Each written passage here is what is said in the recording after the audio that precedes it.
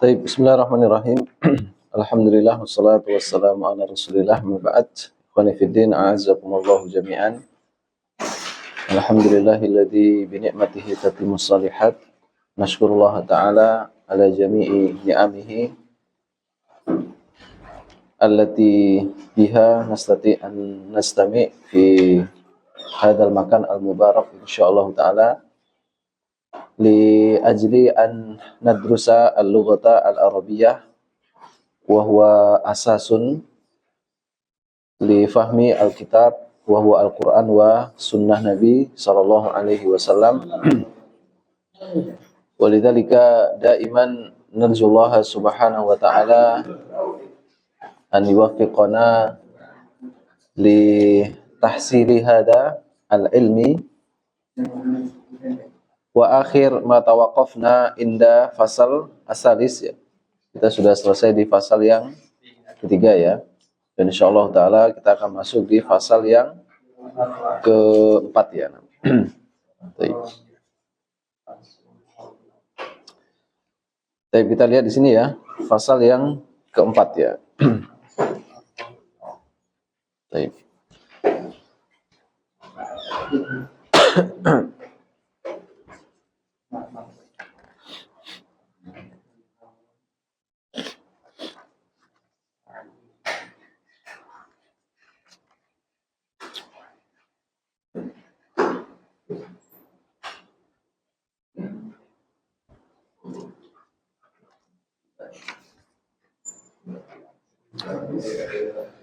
Baik, kita lihat ya, halaman berapa itu?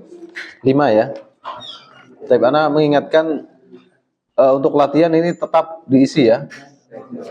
Coba Pak Gunawan selesai nggak? Baik, untuk latihannya ini diisi ya. Nah, maksud Ana ini kita bahas agak belakangan ya. Baik, jadi jangan sampai pas kita bahas kita belum selesai gitu. Baik, kita lihat di Al-Faslu Ar-Rabi, fasal yang keempat ya. Ini masih muqaddimah ya. Masih pengenalan tentang nahwu ya. Yaitu tentang al-ismu bin nadhari ila ta'yinihi ya. Isim ditinjau dari segi ta'yinnya atau kejelasannya ya. Jadi nanti masalah ta'yin, masalah adat, masalah nau ini sangat penting nanti ya. Jadi misalnya kita ditanya, isim ditinjau dari segi adatnya atau bilangannya. Itu berarti jawabannya apa? Mufrad, musanna, jama'. Kita ditanya isim ditinjau dari segi apa? Nau ya, dari jenisnya. Berarti ada mudzakkar, ada muannas ya. Kemudian isim ditinjau dari segi ta'yinnya ya. Oh, berarti ta'yin ini pembahasannya yang ini ya. Yaitu nakirah dan ma'rifat. Nah, kalau yang bunyatihi itu nanti dalam ilmu nahwu itu enggak terlalu sering ditanyakan ya. Baik. Tapi itu nanti penting juga ya. Cuman tidak sepenting yang pasal 2, 3 dan 4 ini ya. Isim ditinjau dari segi nau'nya, dari segi adatnya, kemudian dari sisi ta'yinnya ya. Contohnya misalkan kita menyusun na'at man'ut ya. Nanti akan dilihat harus sama dari sisi adatnya, sama dari sisi nau'nya, sama dari sisi ta'yinnya, nah gitu. Nah, ketika disebutkan seperti itu kita sudah paham ya. Nah, kita lihat di sini ya, kata penulis di sini ya, al-ismu bin nadhari ila ta'yinihi ya. Isim ditinjau dari sisi kejelasannya ya. Nah, apa maksudnya kejelasannya ya? Jadi nanti ada benda yang sudah jelas mana yang dimaksud. Kemudian ada juga benda yang belum jelas mana yang dimaksud. Nah gitu. Misalkan Anda mengatakan ke Charles misalkan ya. Charles tolong ambilkan buku itu ya. Kira-kira buku itu udah jelas nggak? Udah. Ada hal Udah sana gitu. Charles tolong ambilkan buku itu.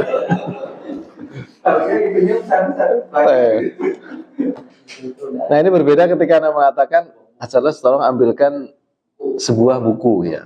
Nanti kan belum jelas mana buku yang mana, nah gitu. Jadi kalau udah jelas itu namanya apa? Ma'rifat ya. Kalau belum jelas namanya nakirah. Nah, itu yang akan kita bahas ya. Jadi nanti kita akan sering dengar istilah nakiroh makrifat. Ketika kita dengar nakiroh itu apa sih? Nah, kita sudah tahu ya. Karena ketika sudah masuk dalam ilmu nahwu, istilah itu kita sudah harus ngerti gitu. Misalnya kita bengkel misalkan ya. Kita bongkar motor atau mobil misalkan ya. Nah, kita udah harus ngerti kunci pas itu yang gimana ya. Kunci ring itu yang gimana gitu ya. Kalau kita udah apa namanya? Bongkar motor orang, mobil orang gitu. Nama-nama seperti itu kita belum ngerti ya kan hancur gitu ya. Nah gitu ya. Baik. Jadi kita dilatih untuk mengerti tentang kaidah dan kita bisa mempraktekannya ya. Nanti ada orang yang bisa baca kitab, tapi ketika ditanya kaidahnya dia nggak ngerti. Ada yang seperti itu ya. Ada ya, karena dia belajarnya itu sistem sorogan ya. Sorogan itu yang didengarkan dari gurunya diikuti. Nah gitu aja dia. Jadi pakai refleks aja gitu. Nah dia mungkin ngertinya cuman secara global saja gitu ya. Jadi ketika ditanya secara terperinci dia nggak bisa jelaskan. Nah kita mencoba untuk menggabungkan antara ilmu nadori sama ilmu tadbiki ya. Jadi ilmu nadori itu artinya ilmu secara teori ya. Kemudian ilmu tadbiki ilmu secara praktek ya. Nah sekarang yang kita hadapi ini adalah mendalami tentang nadorinya ya, tentang teorinya dulu ya. Nah kita lihat di sini ya, isim ditinjau dari sisi takyinnya, artinya jelas atau tidak jelasnya terbagi menjadi dua ya, yaitu ismun nakiroti ya. Kemudian yang kedua ismul ma'rifah. Isim nakirah adalah isim yang belum jelas bendanya atau masih umum ya. Isim yang belum jelas bendanya dan dia sifatnya masih umum ya. Nah contohnya adalah tolibun, seorang murid. Kitabun, sebuah buku. Ma'hadun, sebuah ma'had. Maktabatun, sebuah perpustakaan. Aklamun, pulpen ya. Mudarrisun, guru ya. Nah ini nggak ada alnya berarti dia apa? Nakirah ya.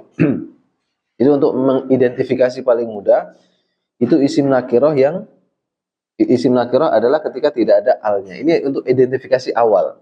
Meskipun nggak semuanya gitu. Cuman yang paling banyak itu adalah ketika dia tidak ada alnya ya.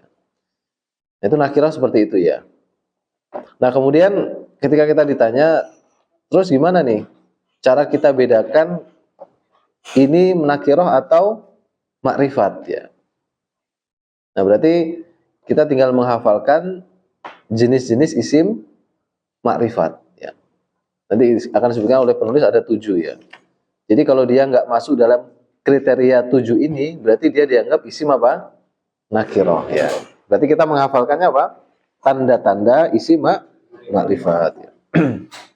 Nah isim makrifat kata penulis di sini isim yang sudah jelas bendanya atau sudah tertentu ya. Contohnya at-talibu ya. Al-kitabu, kemudian hindun. Nah, ini hindun tidak ada alnya, tapi dia makrifat. Nanti dia jenis yang alam namanya ya, nama ya. Kemudian zaidun, zaid, fatimatu, fatimah ini nggak boleh tanwin ya. Fatimatu, fatimah, muhammadun, muhammad. Nah kita langsung saja masuk ke tanda-tanda dan macam-macam isim makrifat ya. Tapi yang pertama, isim itu dikatakan makrifat ketika dia ada alnya ya. Jadi ini tanda yang paling jelas ya. Jadi isim yang ada alnya berarti dia isim makrifat ya. Bahkan disebutkan isim makrifat yang paling makrifat ya. Meskipun nanti ada pendalaman lagi, isim makrifat yang paling makrifat adalah lafdzul jalalah Allah ya. Jadi isim makrifat yang paling makrifat ya adalah lafdzul jalalah Allah ya. Karena ketika disebutkan Allah tidak akan ada salah persepsi. Karena Allah itu hanya satu. Berbeda dengan ketika kita menyebutkan Muhammad. Nah Muhammad ini mana Muhammad yang dimaksud kan gitu ya. Baik. Makanya nomor 1 isim paling makrifat adalah ketika ada alnya ya. Baik, contohnya at-talibu, al-kitabu, al-ma'hadu, al-maktabatu, al-aqlamu, al-mudarrisu. Nah, baik. Nah, kemudian yang kedua adalah isim domir ya. Nah, ini konsentrasi nih, pembahasan domir ya. Isim ma'rifat yang kedua adalah isim domir ya. Baik. Ini pernah Anda jelaskan kayaknya ya dulu ya. Baik, Anda langsung masuk ke domir ya. Ad-domir. Baik. Jadi domir itu kata ganti ya. Dia ada banyak, makanya jamaknya apa? Ad-domair ya. Baik. Ad-domair ini domir-domir ya. Nah, nanti domir dibagi menjadi dua ini secara global dulu ya. Ada domir dohir ya. Atau bahasa lainnya apa? Bariz ya. Barizun ya. Artinya tampak. Kemudian yang kedua ada domir yang baik, mustatir ya. Nah, mustatirun ya. Kalau ini dohirun atau barizun ya. Bariz ya. Ini artinya tampak, ini artinya tidak tampak. Ini harus kita pahami dulu. Kata ganti dalam bahasa Arab itu ada yang nampak, ada yang tidak nampak ya. Nah, kemudian yang domir dohir ya atau baris nanti terbagi menjadi berapa? Dua. Apa itu? Baik. Ada yang munfasil ya. Kemudian ada yang muttasil ya. Nah, ini harus kita pahami dulu. Baik. Ada munfasil, ini artinya terpisah ya. Jadi munfasil artinya apa? Terpisah ya. Ini apa? Bersambung ya. Ini artinya apa? Nampak. Ini artinya apa? Tidak nampak atau tersembunyi ya. Nah, gini. Nah, kemudian yang munfasil terbagi lagi. Jadi apa? Rafa ya. Kemudian nasab. Nah, kalau mutasil ada berapa? 3. Itu apa? Rafa, nasab, jar ya, atau khafat ya. Nah, ketika kita sudah sampai di sini nih, kita menguasai domir baris ya. Inilah domir ya. Meskipun nanti ada sedikit tambahan paling domir sya'an, domir fasal kayak gitu tuh. Nanti akan kita bahas terlepas dari ini ya. Karena inti domir itu ini sebetulnya. Nampak, tidak nampak atau tersembunyi. Yang nampak ada yang terpisah, ada yang bersambung. Nah, yang terpisah ada yang rofa, munfasil, nasab, munfasil. Rofa, muttasil, nasab, muttasil, jer, muttasil. Nanti kita akan jelaskan. Nah, kemudian yang tersembunyi nanti juga ada dua ya. Yang tersembunyi dan dia hukumnya wajib namanya mustatir wujuban ya.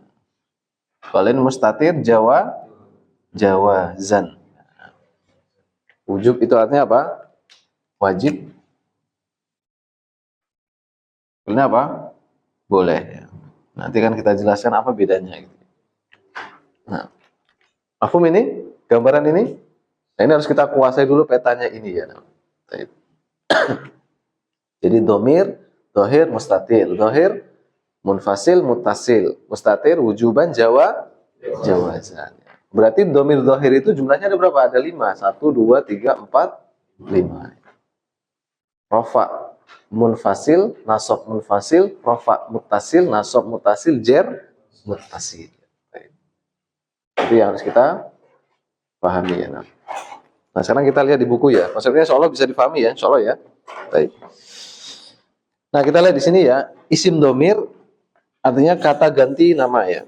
Isim domir terbagi menjadi dua, yaitu domirun dohirun ya, nampak, dan domirun mustatirun atau tersembunyi ya. Nah, perinciannya seperti di bawah ini ya. Ini di bawah di kolom ini adalah dhamir yang zahir ya, zahir. Nah, kita lihat dulu untuk memahami apa namanya? Memahami tabel ini ya. Keterangan ya paling kanan KG3 laki-laki apa artinya? Kata ganti 3 itu artinya orang ketiga. KG3 LK kata ganti orang ketiga laki ya. Kalau KG3 perempuan kata ganti orang ketiga perempuan. Kalau KG2 kata ganti orang kedua. Kalau orang ketiga itu artinya yang dibicarakan. Dia, mereka, nah. Atau dalam bahasa Arabnya itu ghaib ya. Ghaib, tidak ada di situ. Kalau orang kedua berarti mukhatab atau mukhatabah yang diajak bicara. Kalau kata ganti orang pertama itu adalah mutakallim. Artinya orang yang berbicara ya. Saya, kami ya gitu. Paham ya? Nah, kita lihat di sini yang pertama ini kan ada 5 ya. Dhamir munfasil ada 2, dhamir muttasil ada 3. Berarti dia bahas yang paling atas itu ya. Nah, kita lihat di sini dhamir rafa munfasil. Nah, berarti dia terpisah. Artinya terpisah itu dia tidak nempel dengan kata lain ya. Artinya dia berdiri sendiri ya. Nah, kita lihat dhamirnya ada 14 ya. Ini sudah hafal semua insyaallah ya. Huwa, huma, hum, hiya, huma, hunna, anta, antuma, antum, anti, antuma, antunna, ana, nahnu ya. Hafal ya insyaallah ya. Hafal Charles? Insyaallah ya, coba. Huwa, huma, huna, huwa, huma, hum, huwa, huma, hum, hiya, huma, hunna, anta, antuma, antum, ana, nahnu. Anti, antuma, anti, antuma, antum, Antunna, antum, ana, nahnu. Baik, coba ulang lagi. Ini harus mungkin ya hafalannya ya. Huwa, huma, hum, hiya, huma, hunna, anta, antuma, antum, anti, antuma, antum, Anti, antuma, antuna, ana, nahnu. ana, nahnu ya. Mumtaz. Ajurdi coba. Huwa, huma, hum, hiya, huma, hunna, anta, antuma, antum, anti, antuma, antunna. Baik, mumtaz. Sekarang kita masuk yang kedua ya, dhamir nasab munfasil ya. Dhamir nasab munfasil ya. Nah, ini terjadi apa? Transformasi ya. Jadi perubahan bentuk ya. Nah. Huwa ya.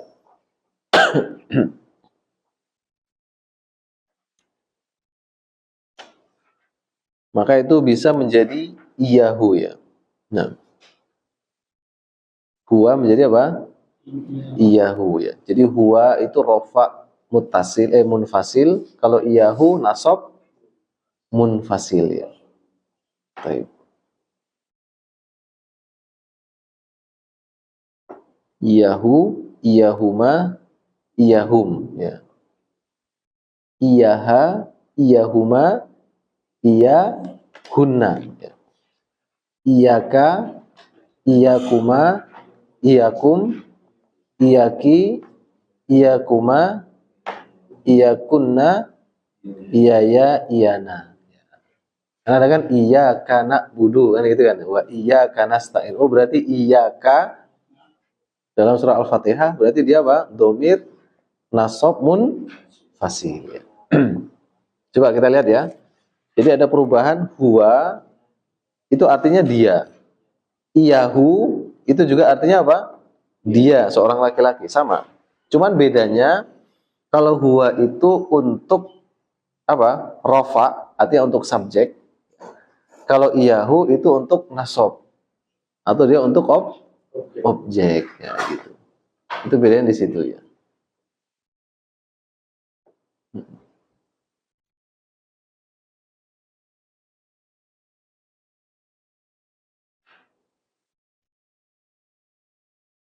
Ada yang masih bingung membedakannya antara rafa munfasil dengan nasab munfasil?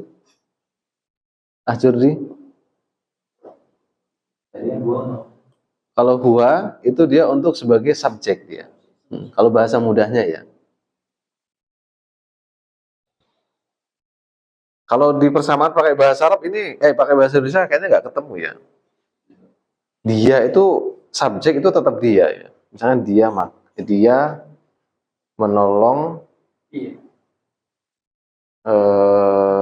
seseorang misalkan. Dia menolong Zaid misalkan ya. Kalau dirubah, Zaid menolong dia.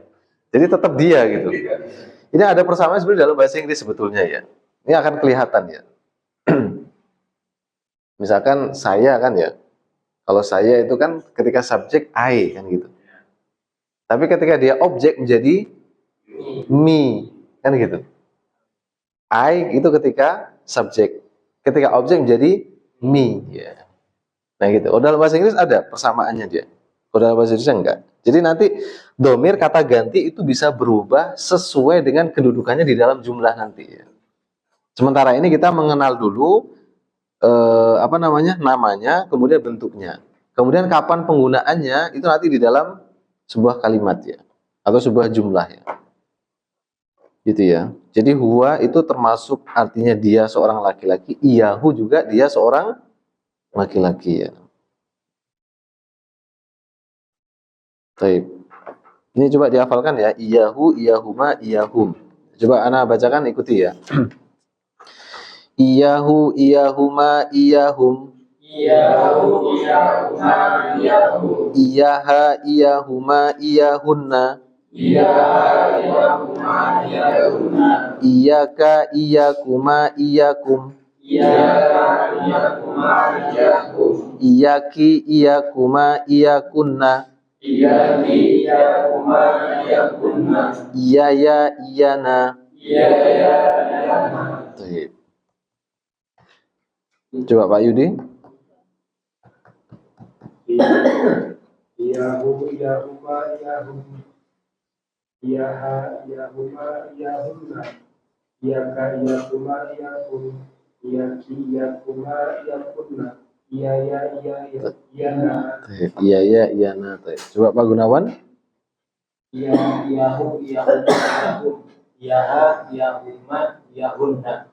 Iyaki, iyakunna. Iyaka. Iyaka, iyakunna, iyakum. Iyaki, iyakunna, iyakunna. Iyaki, iyakuma. Iya, iya, iya, iyana. Iyaya, iyana. Coba yang seperti huma, hum itu kan dia nggak berubah, tinggal ditambahin apa? Iya saja. Kalau huwa dia berubah, iyahu. Kalau hiya jadi apa? Iyaha kan gitu.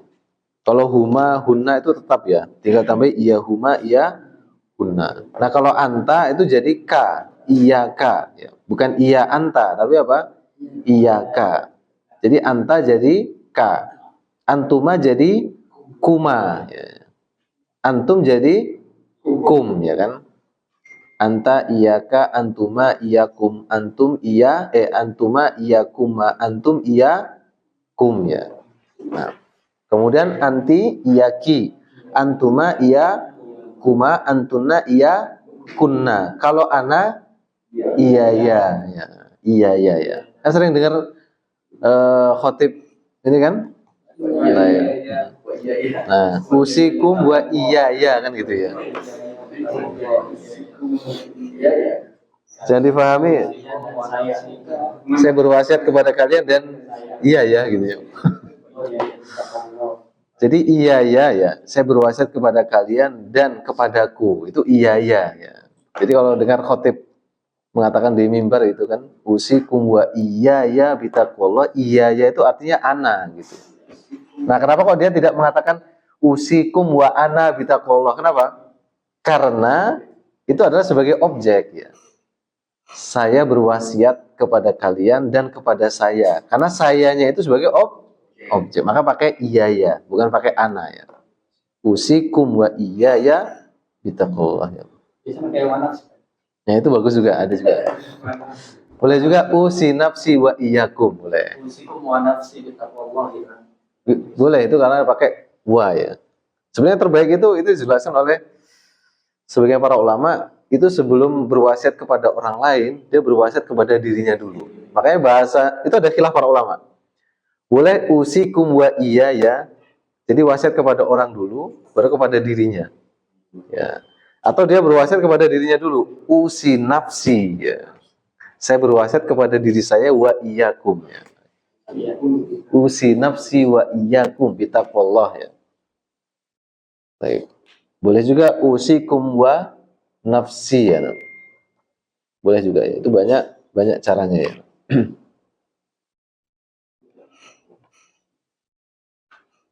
Kalau usikum wa nafsi ya, itu berarti apa?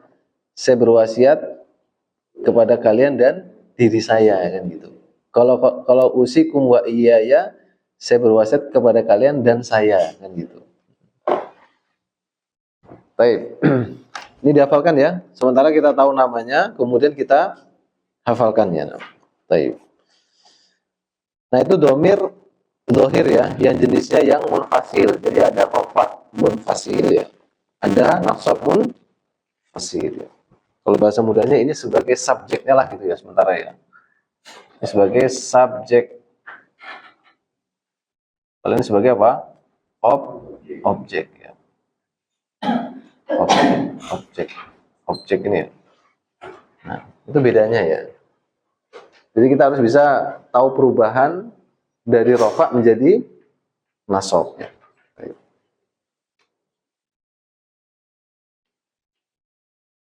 Nah, kemudian sekarang kita masuk yang muttasil ya, domir rafa muttasil ya.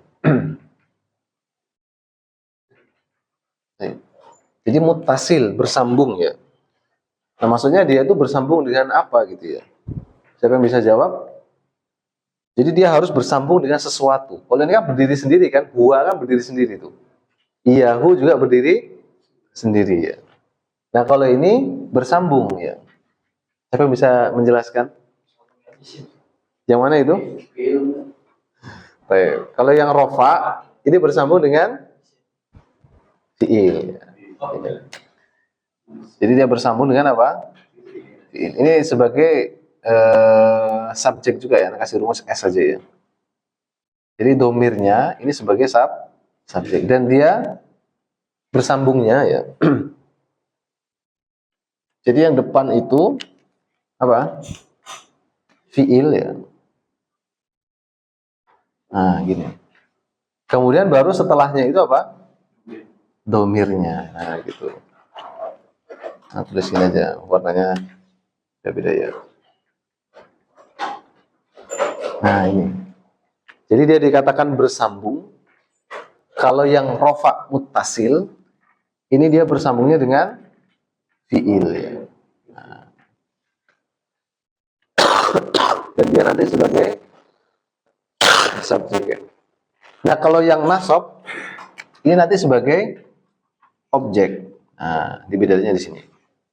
Dan dia nanti bersambung dengan apa? Fiil juga ya. Nah. Kemudian baru setelahnya ada apa? Domir ya. Nah.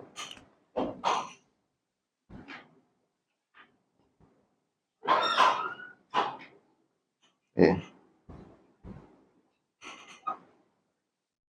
Nah, gini.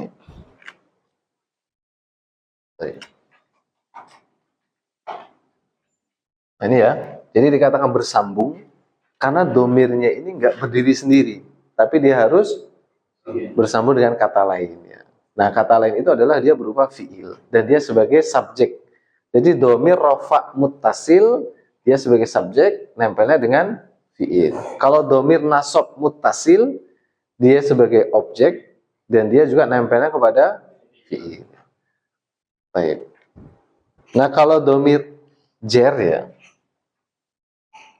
Ini kalau bahasa Indonesia apa ya kaidahnya ya? Kepemilikan ya. Kalau bahasa Inggris itu gampang nyarinya. Namanya posesif namanya bahasa Inggris ya. Kamu pernah dengar ya? Wah, kamu terlalu posesif dengan saya gitu ya. Apa posesif? Artinya terlalu apa? Terlalu protektif ya. Posesif itu memiliki ya. Jadi kepemilikan ya. Anak tulis aja nggak apa-apa ya. Kepemilikan ya.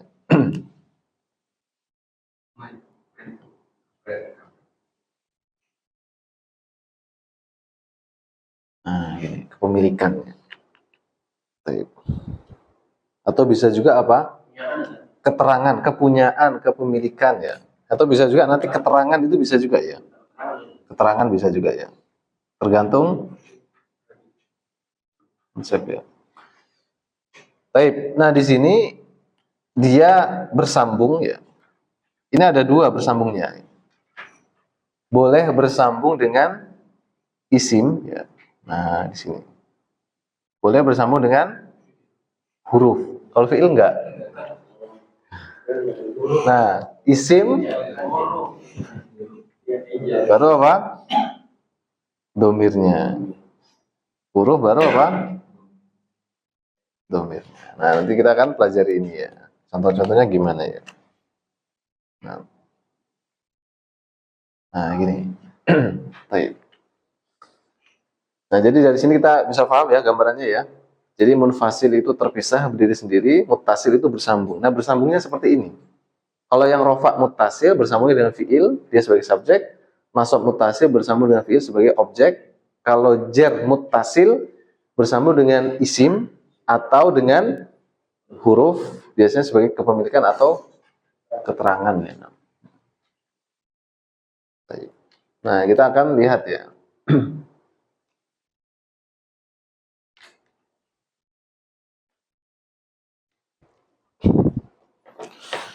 Nah, kita lihat di sini domir muttasil ya. Domir yang bersambung, domir rofa muttasil ya. Nah, kita lihat di kolom ya.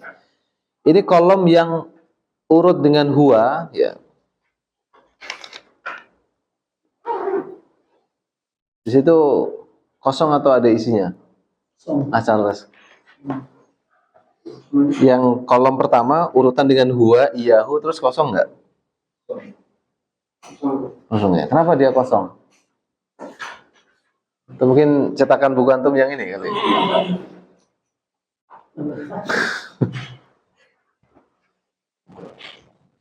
Kenapa dia kosong kira-kira? Baik. Jawabannya adalah itu bukan karena salah cetak, bukan ya. Atau karena tintanya habis ya. Karena nggak mungkin ketika tinta habis semua buku kosong semuanya gitu ya. Nah, itu dikasih aja keterangan yang kosong itu bukan masuk pembahasan domir dohir. Tapi domirnya adalah mustatir. Tulis saja di tengahnya. Kosong itu berarti maksudnya mustatir gitu.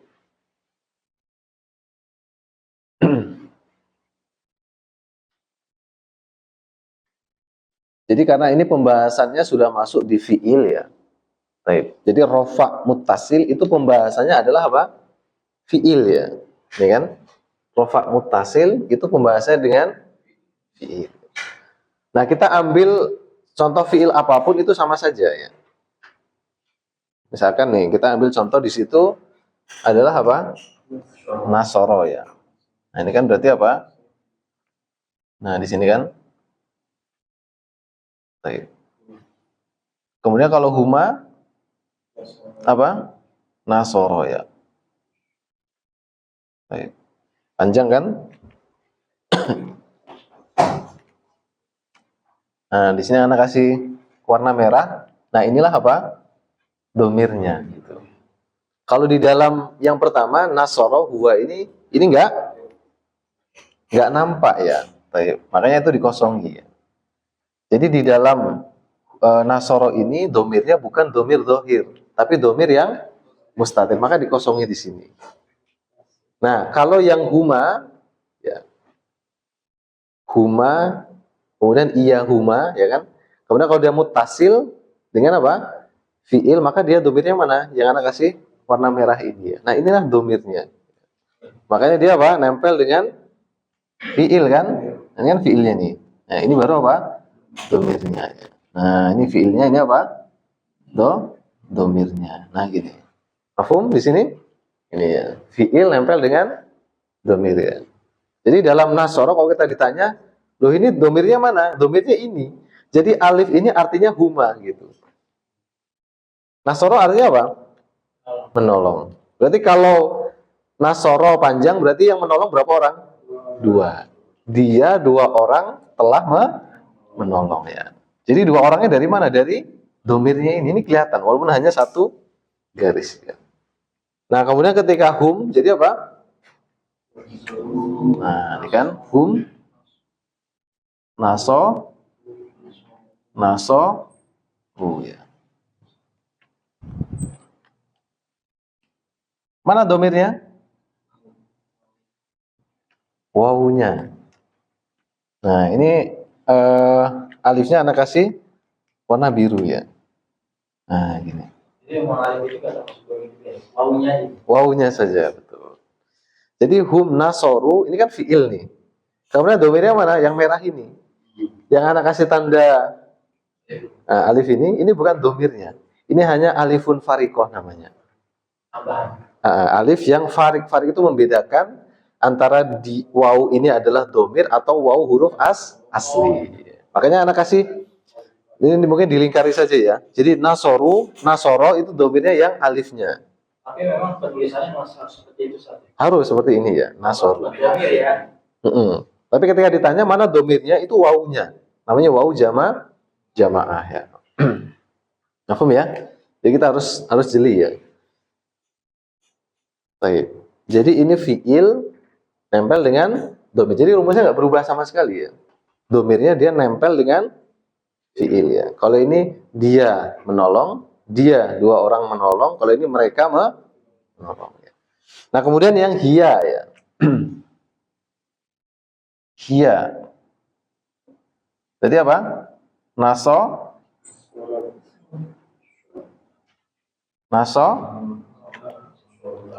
Rot ya, nasorot. Di situ ditulis nggak? Nggak ada ya. Nah, berarti dia apa? Mustatir. Terus nanti tanya, lo ini taknya tak apa itu?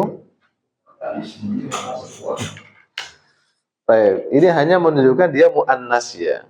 Taknis sakin. Ini taknis ya. Ini bukan domirnya. Dan bedakan nanti dengan tak yang ada di bawahnya nanti ya. Ketika taknya berharokat, nah dia domir. Tapi kalau taknya sukun ini bukan domir. Makanya di buku ini ketika hiya, ya kan urutan dengan hiya ini kan kosong. Berarti ini apa? Mustatir. Jadi ditampakkan nasorot misalkan ya. Ini domirnya mana? Mustatir. Takdiruhu hiya. Nasoro domirnya mustatir. Takdiruhu huwa. Ini bahasanya takdiruhu gitu ya. Kemudian huma nasorota ya. Mana domirnya? Yang alifnya ya. Dikasih kan? Karena di buku mutarat itu nggak ada keterangan kan ya. Jadi kita harus tahu mana domirnya ya. Nah di sini ini domirnya yang anak kasih warna merah ya. Hiya nasorot huma nasorota. Kemudian apa? Hunna ya. Jadinya apa? Nasor. Taib. Mana domirnya? Nunnya ya. Nasor. Nah ya ini. Nah ya. Nah ini. Kemudian apa lagi?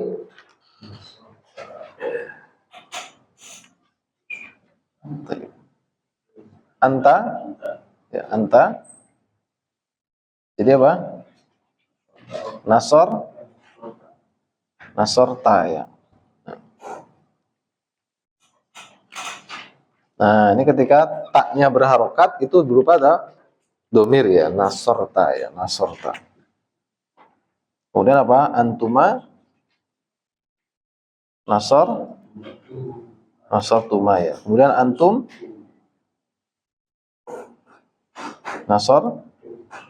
tum ya. Anda tulis dulu aja ya.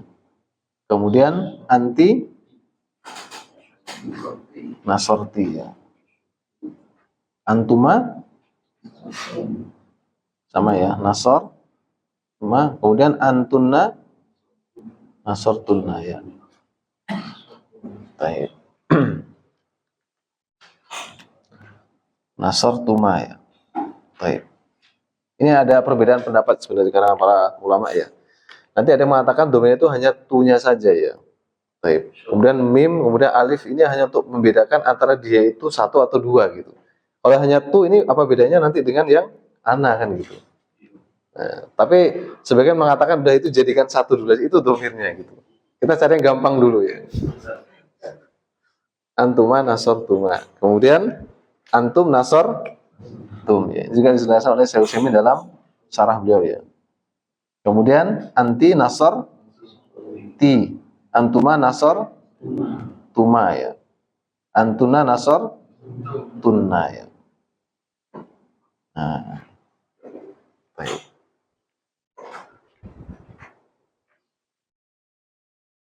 Kemudian apa lagi? Ana ya. Ana ya.